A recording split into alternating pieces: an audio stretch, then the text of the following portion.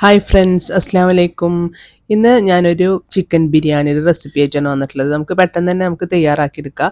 ഉള്ളി വഴറ്റിയിട്ട് നിന്നിട്ടുള്ള സമയം കളയൊന്നും വേണ്ട. കുറച്ച് ഉള്ളി ഫ്രൈ ചെയ്ത് എടുത്താൽ ആ സമയം മാത്രം മതി നമുക്ക് ബിരിയാണി റെഡിയാക്കി എടുക്കാൻ വേണ്ടിയിട്ട്. അപ്പോൾ നമുക്ക് പെട്ടെന്ന് തന്നെ അതിൻ്റെ റെസിപ്പി നോക്കിയിട്ട് വരാം. ഞാൻ ഇപ്പോൾ ആദ്യം ഉള്ളി നമുക്ക് പൊരിച്ചെടുക്കണം. അതിനൊരു അരക്കപ്പ് ഓയിൽ ഒഴിച്ചതിന് ശേഷം ഒരു 5 സവോളയാണ് എടുത്തിട്ടുള്ളത്. 5 സവോള നേരിയതാക്കിയിട്ട് നീളത്തിൽ അരിയുക, കനം കുറച്ചിട്ട് നീളത്തിൽ അരിയുക. എന്നിട്ട് നമുക്കത് ഫ്രൈ ചെയ്തിട്ട് കോരി മാറ്റാം. അതൊന്ന് ചെറുതായിട്ടൊന്ന് ബ്രൗൺ കളർ ആയി വരുമ്പോൾ നമുക്കത് കോരി മാറ്റാം. കരിഞ്ഞു പോകരുത്, കരിഞ്ഞു പോയാൽ ബിരിയാണിയുടെ ടേസ്റ്റ് മൊത്തത്തിൽ തന്നെ പോവും. അതുകൊണ്ട് ചെറുതായിട്ടൊന്ന് ബ്രൗൺ ആയി വരുമ്പോൾ തന്നെ അത് നമുക്ക് കോരിയിട്ട് വേറെ പ്ലേറ്റിലേക്ക് മാറ്റി കൊടുക്കാം.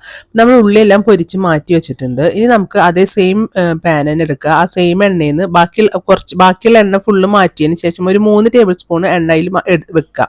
എന്നിട്ട് നമുക്ക് ഒരു ചിക്കനാണ് ഇപ്പോൾ എടുത്തിട്ടുള്ളത്. ഒരു 1200 ഗ്രാമിൻ്റെ ഒരു ചിക്കൻ ബിരിയാണിക്ക് കട്ട് ചെയ്യുന്ന പോലെ കട്ട് ചെയ്തിട്ട് നമ്മൾ ഫ്രൈ ചെയ്ത് മാറ്റി വെച്ചിട്ടുള്ള ഉള്ളി അതിലേക്ക് ചേർത്ത് കൊടുക്കുക. അതിൽ കുറച്ച് ഉള്ളി മാത്രം നമുക്ക് മാറ്റി വെക്കുക, ദം ചെയ്യുമ്പോൾ ഇടാൻ വേണ്ടിയിട്ടാണ്. പിന്നെ നമുക്ക് അതിലേക്ക് ഒരു തക്കാളി, 2 തക്കാളി വേണം. 2 മീഡിയം സൈസുള്ള 2 തക്കാളി നീളത്തിൽ അരിഞ്ഞതാണ്, അത് ചേർത്ത് കൊടുക്കുക. പിന്നെ നമുക്ക് വേണ്ടത് ജിഞ്ചർ പേസ്റ്റും 1.5 ടേബിൾ സ്പൂണും, garlic 1.5 tablespoon, green chilli 1 tablespoon, പിന്നെ 1 ടീസ്പൂണ് കുരുമുളക് പൊടി, 1/2 ടീസ്പൂണ് മഞ്ഞൾപ്പൊടി, 1 ടീസ്പൂണ് ഗരം മസാലപ്പൊടിയും, പിന്നെ അതുപോലെ തൈര് വേണം. നല്ല കട്ടിയുള്ള തൈര് 2 ടേബിൾ സ്പൂൺ വേണം. 2 ടേബിൾ സ്പൂൺ ഫുള്ളായിട്ട് തന്നെ തൈര് ചേർത്ത് കൊടുക്കുക. പിന്നെ നമ്മൾ സാധാരണ മല്ലിയില പുതിന അത് നന്നായി ചെറുതാക്കി ചോപ്പ് ചെയ്തിട്ട് അതും കൂടെ വേണം. ഞാൻ തൈര് 2 ടേബിൾ സ്പൂൺ ചേർത്ത് കൊടുക്കുന്നുണ്ട്. ഭയങ്കര പുളിയുള്ള തൈര് വേണ്ട, ഒരു മീഡിയം പുളിയുള്ള തൈര് എടുത്താൽ മതി. പിന്നെ അതിലേക്ക് ആവശ്യത്തിനുള്ള ഉപ്പും കൂടെ ചേർത്ത് കൊടുക്കുക. ചേർത്ത് കൊടുത്തിട്ട് നമുക്ക് കൈ വെച്ചിട്ട് നല്ലോണം തിരുമ്പി യോജിപ്പിച്ചു കൊടുക്കണം. മല്ലിയിലയും പൊതിയിലും ഒക്കെ നമ്മൾ ബിരിയാണിയിലേക്ക് ചേർക്കുന്നത് പോലെ കുറച്ചധികം തന്നെ ചേർക്കുക. എന്നിട്ട് നല്ലോണം കൈ വെച്ചിട്ട് അത് തിരുമ്പി യോജിപ്പിച്ചു കൊടുക്കുക. യോജിപ്പിച്ചിട്ട് നമുക്ക് ഇങ്ങനെ മസാല പരത്തിയതിന് ശേഷം ഫ്രിഡ്ജിൽ വേണമെന്നുണ്ടെങ്കിൽ കുറച്ച് നേരം നമുക്ക് വെക്കാം. 1-2 മണിക്കൂർ നമുക്ക് വെക്കാം. വെച്ചതിന് ശേഷം എടുത്ത് വേവിച്ചാൽ മതി. ഇതിപ്പോൾ ഞാൻ അങ്ങനെയൊന്നും ചെയ്യണില്ല. ഇനിയിപ്പോൾ വെച്ചില്ല എന്നുണ്ടെങ്കിലും കുഴപ്പമൊന്നുമില്ല. ഞാനിപ്പോൾ അത് മസാല പരത്തി ഒന്ന് തിരുമ്പിയതിന് ശേഷം അപ്പം തന്നെ ഞാനത് വേവിച്ച് എടുത്തിട്ടുണ്ട്. അപ്പം ഇങ്ങനെ ചെയ്യേണ്ട ആവശ്യമുള്ളൂ. നമുക്കതെല്ലാം വഴറ്റിയിട്ട് നിൽക്കേണ്ട ആവശ്യമില്ല. നമുക്ക് ഈ ഉള്ളി പൊരിച്ചെടുക്കുന്ന ഒരു സമയത്തിൻ്റെ ആവശ്യം മാത്രമേ ഉള്ളൂ ഈ ബിരിയാണി റെഡിയാക്കാൻ വേണ്ടിയിട്ട്. നമുക്ക് അടച്ചു വെച്ചിട്ട് നമുക്ക് ചിക്കൻ വേവിച്ചെടുക്കാം. ആദ്യം ഒന്ന് ചെറുതായിട്ടൊന്ന് വെള്ളം വരും. അപ്പോൾ നമുക്ക് മീഡിയം ടു ലോ ഫ്ലെയിമിൽ വെച്ചിട്ട് ചിക്കനൊക്കെ നന്നായി വേവിച്ചിട്ട് എടുക്കണം. അപ്പോൾ നമ്മൾ ചിക്കനിൽ നിന്ന് കുറേശ്ശെ വെള്ളമൊക്കെ ഇറങ്ങി വന്നിട്ടുണ്ട്. നമുക്ക് ഒന്നും കൂടെ അടച്ചു വെച്ചിട്ട് നന്നായിട്ട് വേവിച്ചെടുക്കാം.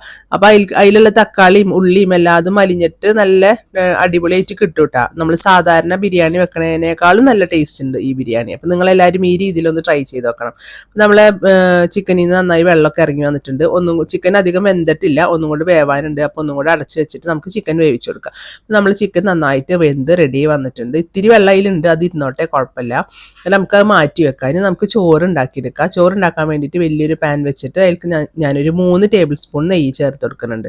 നെയ്യ് ചേർത്ത് കൊടുത്തിട്ട് പിന്നെ നമുക്ക് അതിലേക്ക് ആവശ്യമുള്ളത് ഏലക്ക, കരയാമ്പൂവ്, നല്ല ജീരകം, പെരിഞ്ജീരകം, പട്ട, അത് എല്ലാം വേണം. അത് കുറേശ്ശെ എടുക്കുക. പിന്നെ ഏലക്കൊക്കെ ഒരു 3-4 എടുത്താൽ മതി.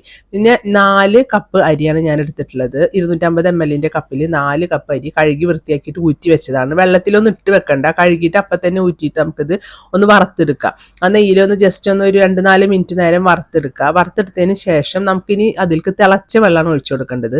1 കപ്പിന് 2 കപ്പ് എന്നുള്ള നിലയിൽ ഇപ്പം ഞാനിപ്പോൾ 4 കപ്പ് അരിയാണ് എടുത്തിട്ടുള്ളത്. അപ്പം നമുക്ക് 8 കപ്പ് വെള്ളമാണ് ആവശ്യമുള്ളത്.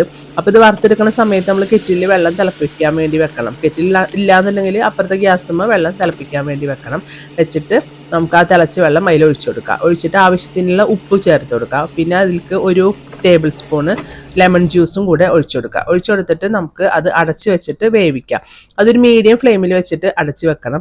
കുറച്ച് നേരം കഴിയുമ്പോൾ അതിൻ്റെ വെള്ളമൊക്കെ നന്നായി വറ്റിയിട്ടുണ്ടാവും.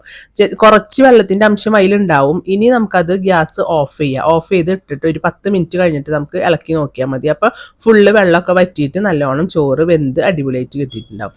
ഒരു 10 മിനിറ്റ് കഴിഞ്ഞിട്ടുണ്ട്. ഞാൻ ഓൾറെഡി തീ ഓഫ് ചെയ്ത് വെച്ചതാണ്, കണ്ടില്ലേ. അപ്പോൾ നമ്മുടെ ചോറ് അടിപൊളിയായിട്ട് റെഡിയായി വന്നിട്ടുണ്ട്. ഒട്ടിപ്പിടിച്ചിട്ടൊന്നുമില്ല, നല്ലോണം വെന്ത് അടിപൊളി ചോറായിട്ട് കിട്ടിയിട്ടുണ്ട്. ഇനി നമുക്കത് ദമ്മിടാം. നമ്മുടെ മസാല റെഡിയാക്കി വെച്ചിട്ടുള്ള മസാലയിൽ അതിൻ്റെ മസാല ഇനി ഒന്നും ചെയ്യേണ്ട, അതിൻ്റെ മേലെ നമുക്ക് ഈ ചോറ് ഇട്ട് കൊടുത്താൽ മതി.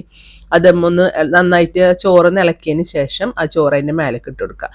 മേലേക്ക് ഇട്ട് കൊടുത്തിട്ട് പിന്നെ നമ്മൾ കുറച്ച് ഉള്ളി പൊരിച്ചതൊക്കെ മാറ്റി വെച്ചിട്ടുണ്ടല്ലോ. പിന്നെ ഞാൻ കുറച്ച് മുന്തിരിയും പൊരിച്ചെടുത്തിട്ടുണ്ട്. ഇവിടെ ബിരിയാണിയിൽക്കാർക്കും അണ്ടിപ്പരിപ്പ് വലിയ താല്പര്യമില്ല, അപ്പം ഞാൻ ഉണക്കമുന്തിരി മാത്രമാണ് ചേർക്കണുള്ളൂ.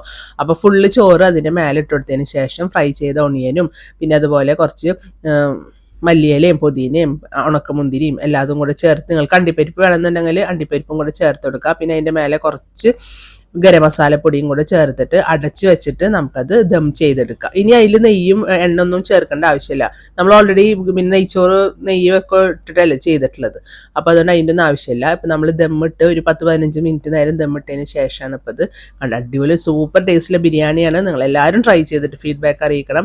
ആ ഉള്ളി ഒന്ന് പൊരിച്ചെടുക്കേണ്ട സമയം മാത്രമേ ഉള്ളൂ, അല്ലാണ്ട് നമുക്ക് ഇളക്കി നിന്നിട്ട് കുറേ സമയമൊന്നും കളയേണ്ട ആവശ്യമില്ല. അപ്പം നമുക്ക് സൂപ്പർ ടേസ്റ്റിലെ ബിരിയാണി നമുക്ക് റെഡിയായി കിട്ടും. നിങ്ങളെല്ലാവരും ട്രൈ ചെയ്തിട്ട് ഫീഡ്ബാക്ക് അറിയിക്കണം. പിന്നെ അതുപോലെ നിങ്ങളതിൻ്റെ ചാനൽ സബ്സ്ക്രൈബ് ചെയ്യാനും ലൈക്ക് ചെയ്യാനും ഷെയർ ചെയ്യാനൊന്നും മറക്കരുത്. നിങ്ങളെ ഫ്രണ്ട്സിനും റിലേറ്റീവ്സിനൊക്കെ ഒന്ന് ഷെയർ ചെയ്ത് കൊടുത്തിട്ട് എന്നെ ഒന്ന് സപ്പോർട്ട് ചെയ്യണം.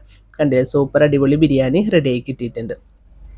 നിങ്ങൾക്ക് വേണമെന്നുണ്ടെങ്കിൽ നാളെ ബിരിയാണി ഉണ്ടാക്കണമെന്നുണ്ടെങ്കിൽ തലേ ദിവസം ഉള്ളി പൊരിച്ചിട്ട് നമുക്ക് എടുത്ത് വെച്ചാൽ മതി. അപ്പോൾ പിറ്റേ ദിവസം ആ പടിയില്ലല്ലോ, പെട്ടെന്ന് തന്നെ നമുക്ക് റെഡിയാക്കി എടുക്കാമല്ലോ.